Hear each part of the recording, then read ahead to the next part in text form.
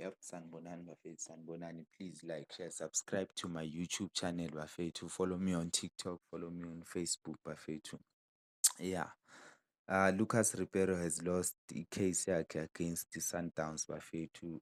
That means Sundowns Lucas Ribeiro officially is still a Mamelodi Sundowns player. And ungathola ukuthi Sundowns was still paying his salary. Yabo. So what does it mean, bafethu? If FIFA will take a decision in 2026. Yabo. If you can look, azange adlale uRibeiro the past weekend kule team yakhe leya yase-Spain because babatshelile ukuthi hey ningasamdlalisi umjida. You know what can happen kule situation? Lucas Ribeiro can be told by FIFA ukuthi abuyele to i-parent club yakhe in which is Mamelodi Sundowns, cause by paper he's still a Sundowns player by law. Regarding ukuthi yena ama-feelings wakhe athini, yena ufuna ukudlalela i-team yiphi le ayifunayo, by law akekho umuntu ongafuni ukudlalela i-Barcelona, but ephepheni usaseyiplayer le-Sundowns.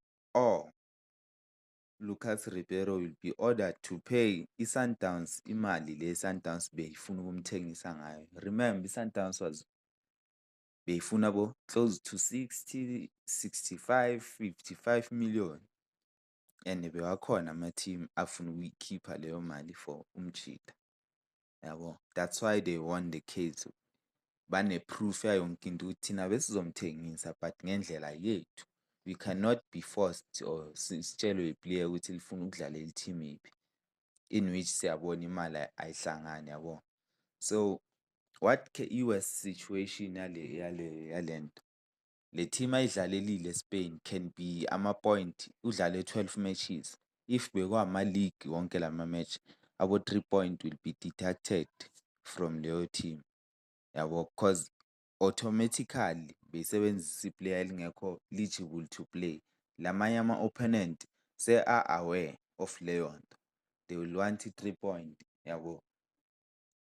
Number 2, uRibeiro can be ordered ukuthi abuyele ku-Sundowns. You know Sundowns can do what? Izomthatha imlone to ama-Tuks